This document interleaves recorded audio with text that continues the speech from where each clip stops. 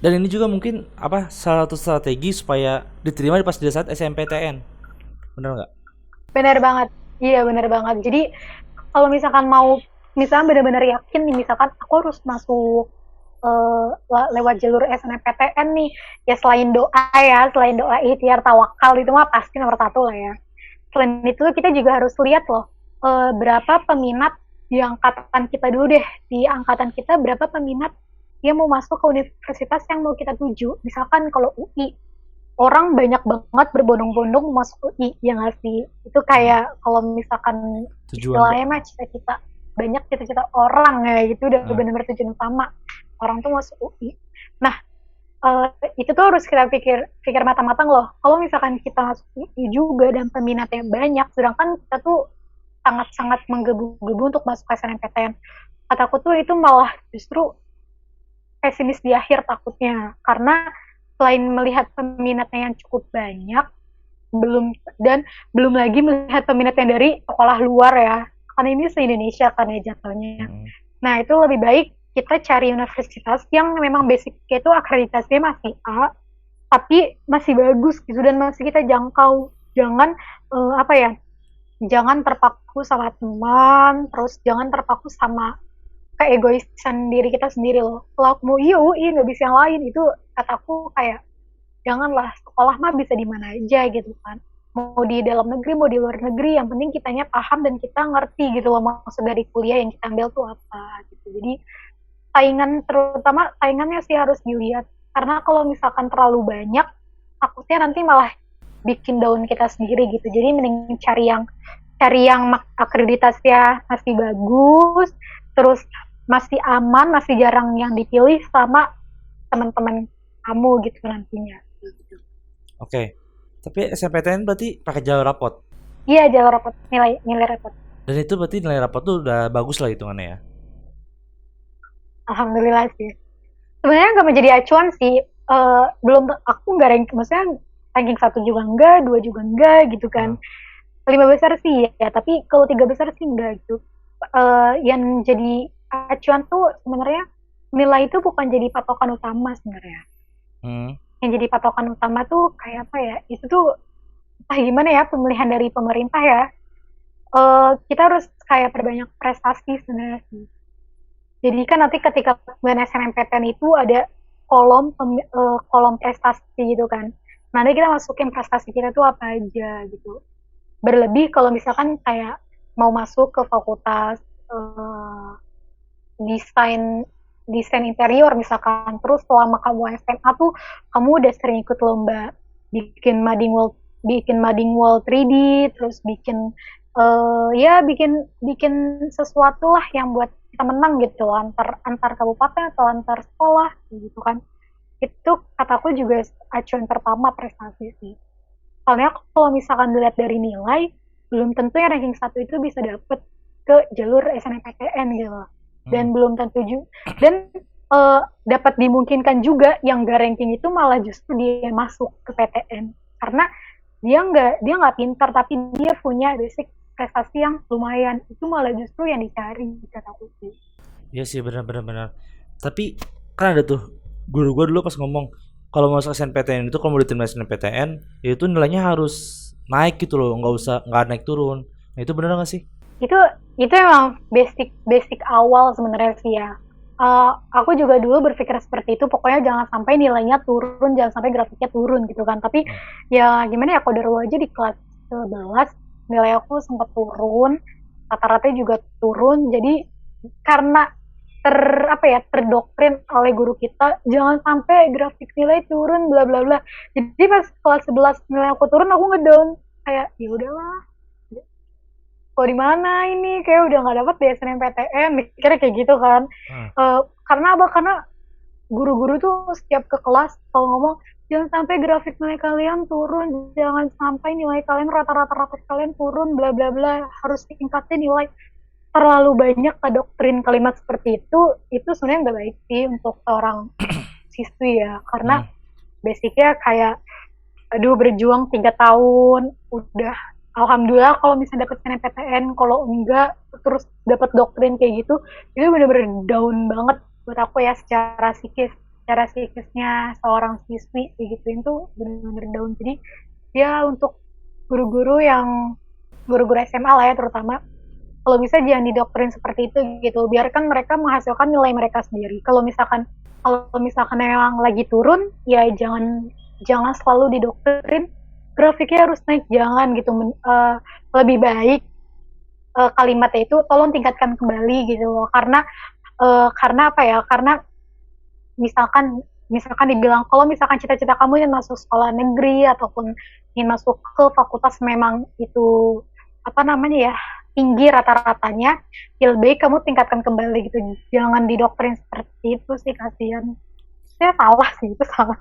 Ya sih bener-bener, gue juga hampir, Sangat salah. kalau gue juga hampir stres gini loh. Pernah tuh pas kelas 2 Iya SMA, kan? ya kan nilai gue itu Oh, ada yang nilai di rapot loh, bukan di ulangan. Nilai di rapot itu 95. Nah, kata guru itu harus naik. oh. Stres dong gua. Harus nilai berapa lagi coba? Iya makanya, jadi kan kedoktrin kan pasti kan. Heeh. Maksudnya di kita mah udah berusaha ya. Ini udah bagus Pak, udah bagus Bu gitu. Tapi karena kedoktrin ini harus naik, ini grafik yang nggak boleh turun nih. Kalau misalnya turun udah kamu nggak dapet SNMPTN. Biasanya kan Iya. kayak gitu ya. Iya Mau benar. orang tua atau mau guru. Jadi kayak kedoktrin, ya udahlah, nggak dapat SNMPTN bisa ke SBMPTN gitu. Jadi kan kayak anak atau nggak siswi udah ngedown duluan karena udah dapat doktrinan dari gurunya, dari orang tuanya. Jadi Iya. lebih baik ya pilih-pilih kalimat lain lah untuk membangkitkan anak atau siswi tersebut. Bagusnya kayak gitu. Oke. Apalagi kan gue juga tuh pas kelas 2 kan itu dari nilai sedikit ya, nilai bahasa Arab 95. Plus semester 1 gua ranking 1. Semester 2-nya Wih, ranking mantap itu 8. lah. Nah, Stres dong. Coba yang mana nggak stres? Tiba-tiba ranking 8. jauh juga tapi nggak apa-apa lah, masih 10 besar lah. Ya, tapi ya you know 10 lah. besar anaknya banget. Enggak.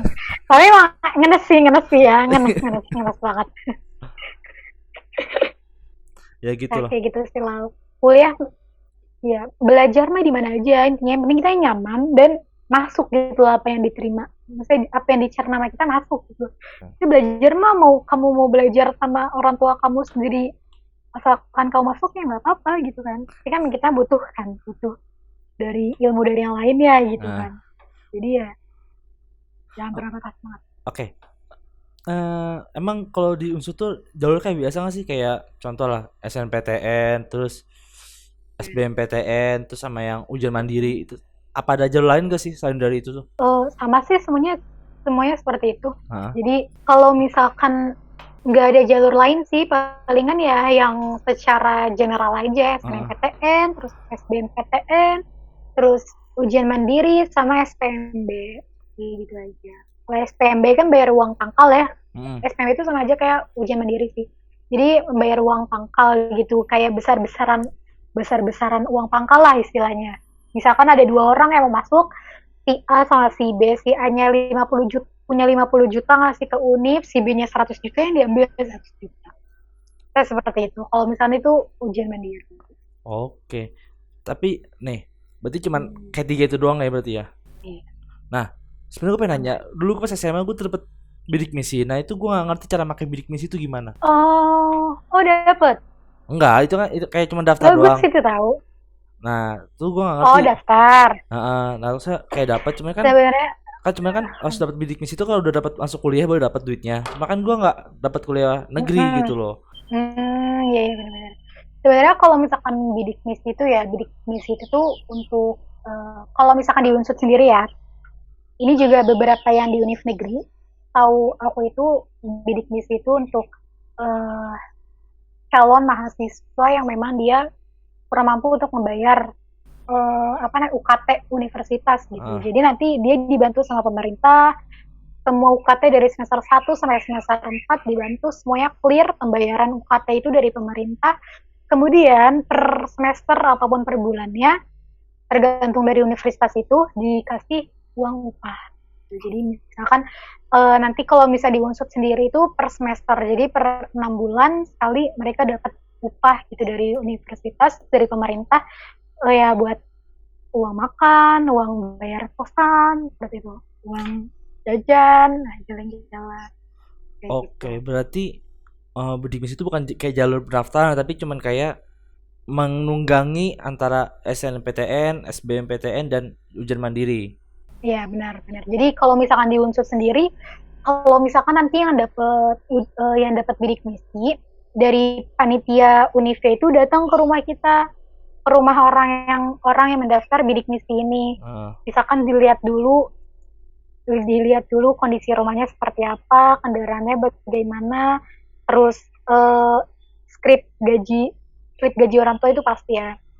Terus habis itu dilihat dulu lingkungannya itu seperti apa. Kalau misalkan emang memadai dan memenuhi syarat bidik misi, baru dia diloloskan gitu. Tapi kalau misalkan nih, banyak banget nih mahasiswa yang apa ya, yang memakai cara itu gitu. Padahal dia mampu untuk bayar, gitu. Orang tuanya mampu untuk bayar, tapi dia pakai cara itu. Kemudian ketika panitia dari universitas itu datang dan dilihat ternyata perumahannya memadai, tempat tinggalnya memadai, kendaraannya pun juga ada gitu loh.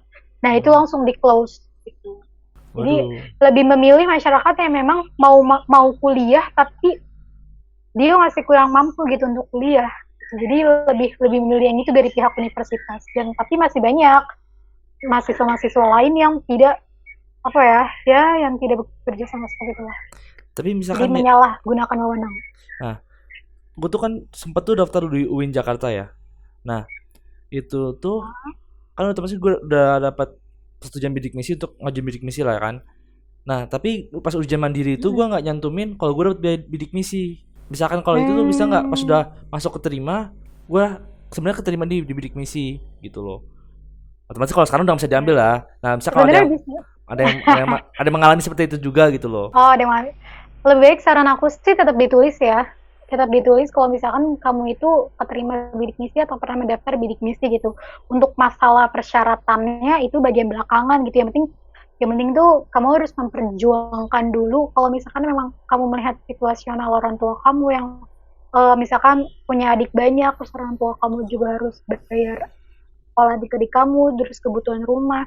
Atau aku tuh lebih dimanfaatkan aja sih, karena lumayan banget kalau misalkan kita cantumin bidik misi, walaupun itu di ujian mandiri, kita cantumin bidik misi, terus apa namanya diterima, alhamdulillahnya, itu lumayan banget untuk kamu gitu, untuk yang dapat gitu loh. Selain dibayar semuanya, fasilitas universitas dibayar semuanya, UKT dibayar, terus dapat juga uang pesangon gitu lah katanya ya, baik itu per bulan ataupun per semester. Jadi memudahkan kamu tuh hidup, apalagi anak perantauan ya, Hmm. kan itu benar-benar ya, anak perantauan kelihatan banget lah kalau misalkan ngekos dia itu perlu banget uang, terus makan gitu kan, jauh dari orang tua. Jadi kalau misalkan yang kamu udah daftar bidik misi dan memang sudah disetujui, mau tes apapun kamu, selagi itu ada kolom bidik misi, cek di sini aja.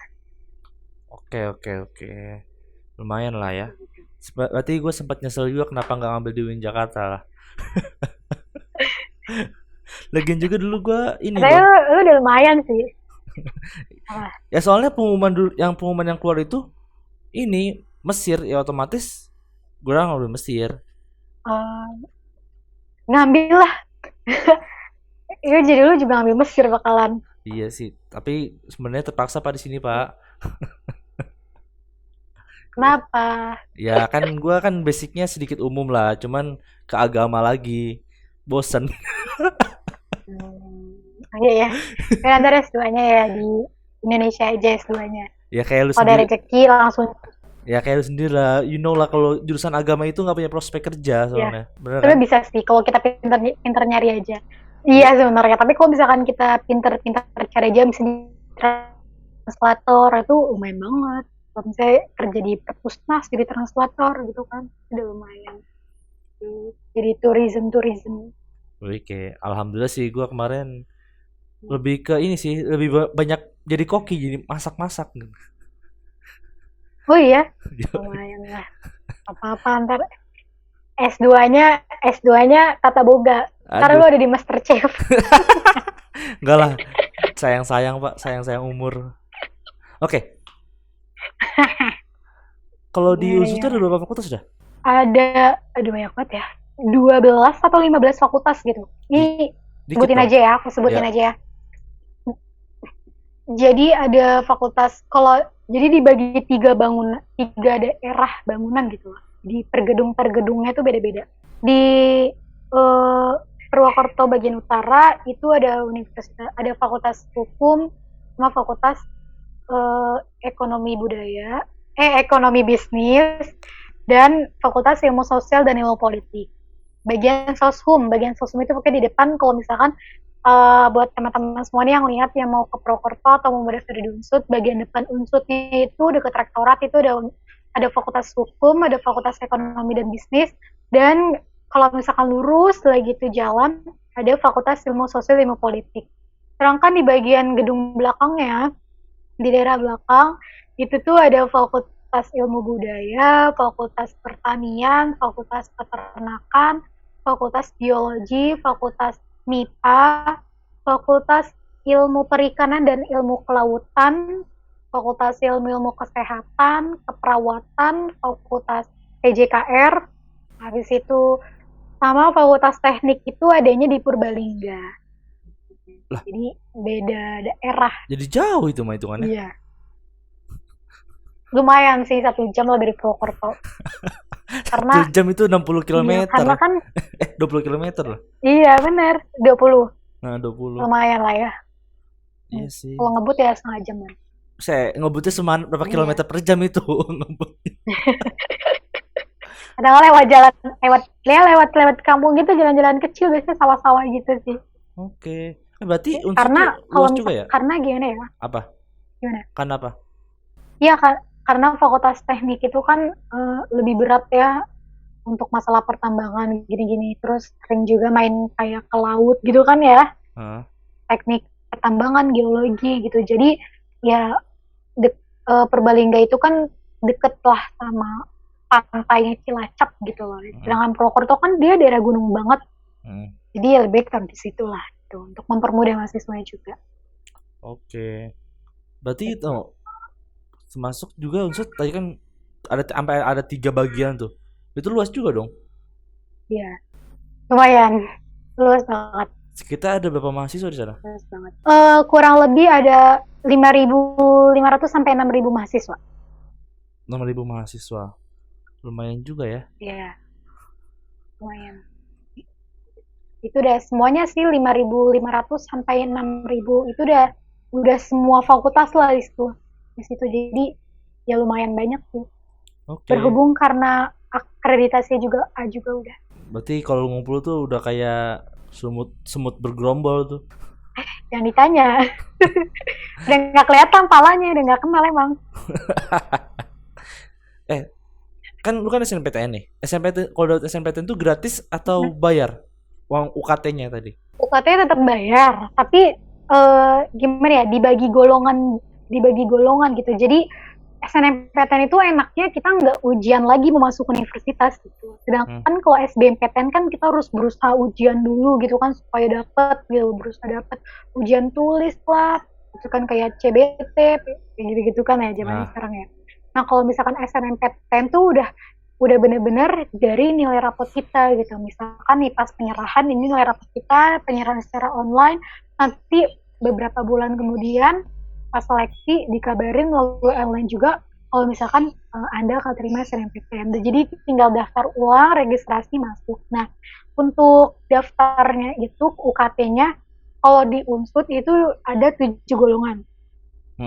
7 golongan uang UKT ya, 7 golongan pembayaran UKT berdasarkan klip gaji orang tua.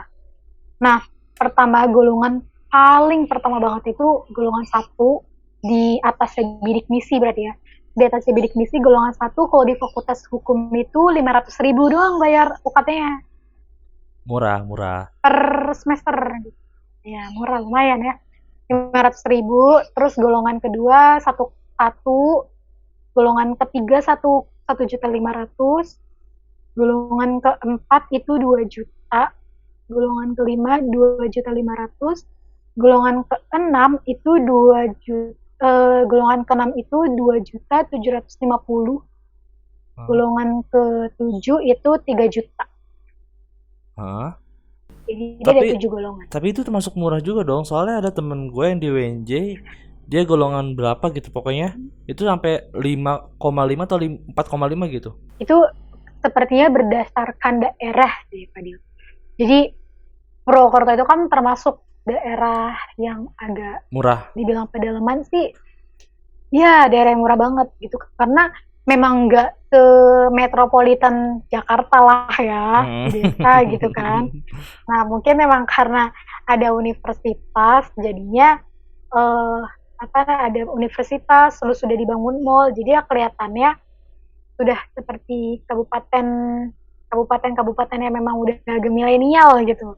Beda sedang kalau misalkan kalau misalkan di UNJ itu, karena kan UNJ metropolitan masuknya, UI juga masuknya juga metropolitan.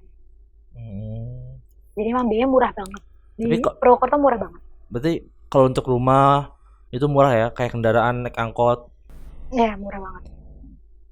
Uang kos Kan dia di gunung, benar-benar di gunung. uang kos berarti berapa tuh Wah, sebulan? kos. Aku ngitungnya kos itu per tahun lah ya, Hah. per tahun. Jadi per tahun beda-beda sih sebenarnya kos-kosannya. Ada yang bisa bayar per hari, ada yang bisa bayar per bulan, ada yang bisa bayar per semester, ada juga yang bisa bayar per tahun. Nah, kebanyakan memang kalau nggak per semester ya per tahun ya hitungannya. Kalau misalkan aku memilih untuk per tahun bayar 5.500.000 per tahun. Hmm. Itu kamar mandi dalam, terus itu pakai shower, kloset duduk, terus fasilitas dapur, kulkas, itu udah ada semua. Tempat cuci itu udah ada semua. Itu murah dong hitungannya. Termasuk murah banget ya. Sekitar Termasuk murah banget 450 terus. ribu lah per bulan. Iya, per bulan. Kalau Iya, main dalam itu murah dong. murah banget. Iya, murah banget. Terus udah dapat kasur juga, dapat kasur, dapat bantal. Biasanya kan kalau aku dengar cerita dari teman-teman aku di univ-univ lain ya, apalagi di Jakarta, Hah? itu kan kadang mereka aja 7 juta aja baru kamarnya doang gitu loh, belum ada isinya. Jadi kalau untuk di Purwokerto sebenarnya murah banget.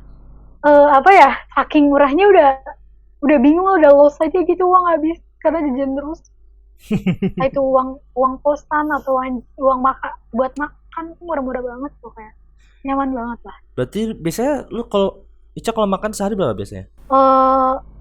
Makan sih tergantung ya, entah itu 2 kali aja atau cuma sekali aja. Tapi dari orang tua sih kayak ngasih per hari itu 50.000 gitu, 50.000, tapi terkadang masih sisa gitu. Nah, itu berarti lebih memilih masak atau beli? Eh, Tergantung mood sebenarnya. Kalau misalkan lagi banyak acara, Hah? ya kalau misalnya lagi banyak acara terus temen ngajak makan, ya udah makan di luar. Tapi kalau misalkan hari libur biasanya ke pasar dulu pagi-pagi, karena kosan aku dekat sama pasar, jadi ke pasar pagi-pagi terus belanja terus masak gitu sih. Leb- Ya sebenarnya lanjut lanjut lanjut. kalau misalkan masak sendiri lebih murah banget sih. Kamu kayak bisa sehari itu cuma 20.000 tuh udah kenyang banget di sana. Soalnya untuk makan aja nasi rames itu 5.000 udah dapet, udah kenyang. Aduh. Emanglah di Indo sangat murah dan tidak seperti di Mesir. Hmm. Ah, Tapi sama sih ekonomi Indonesia sama Mesir itu sama. Terus aku lihat. Oke. sama ya. Berarti untuk dari kosan ke kuliah berapa menit? Naik motor cuma 5 menit. Oh, berarti bawa motor. Kalau iya, Kalau apa tadi? Kalau iya apa? bawa motor. Kalau apaan? Naik motor. Kalau jalan kaki ya sekitar 7 menitan lah. Sampai 10. Enggak naik sepeda. Karena aku orangnya doyan jalan-jalan. Jadi lebih baik untuk dibawakan motor daripada sepeda. Soalnya kan lebih Karena jalan-jalannya kan mereka jauh kan, kayak iya, kayak ya udah kalau naik motor kemana aja juga bisa gitu kan. Kalau naik sepeda kan kayak mikir lagi nggak sih, paling cuma bisa ke daerah-daerah yang mau dituju aja gitu. ya Jadi dah motor aja sekalian. kan lagi juga kan sepeda lebih sehat ya kan. Pan saja ada teman gue yang di Jepang. Dia itu naik sepeda dia Oh 15 ya? menit ke kuliahnya. Jadi mungkin lebih sehat dan mungkin disebabkan orang Indonesia itu tidak sehat karena lebih menggunakan motor ya berarti ya. Iya, iya. Jadi terlalu banyak polusi gitu ya. Oke. Tapi sekarang lagi zaman naik sepeda loh ya. Iya, teman-teman aku juga banyak sih yang bawa sepeda gitu. Misalkan nih hari libur ya, hari libur mereka nggak kuliah gitu kan, kita Sabtu Minggu nggak kuliah, kadang juga Jumat udah nggak ada kuliah. Itu ya sepeda dari jam 6 pagi itu udah ramai banget. Karena selain cuacanya yang emang enak banget karena kita kuliahnya di atas gunung gitu ya, di atas gunung, di kaki Gunung Slamet. Jadi udaranya juga bagus kok untuk sepedahan gitu, nggak bakal kepanasan kayak di Jabodetabek lah. Jabodetabek. Ya gitu. Berarti kan di Jabodetabek udah nggak bisa lihat langit lah ya. Kalau ada yang bilang mah. Iya, itu waktu kemarin. Setelah ini udah bagus sih langitnya. Oke lah. Setelah corona ya. BTW lu dapat beasiswa nggak? Enggak, sebenarnya pengen sih daftar tapi udah tua lo udah mau lulus gitu, nggak usah deh. Oh, Awalnya sih pengen coba. tinggal 1 tahun lagi ya? Iya, tinggal 1 tahun lagi. Tapi kan bukannya banyak beasiswa tuh yang mempersyaratkan itu minimal semester 6 ada kan? Nah kenapa nggak daftar gitu loh?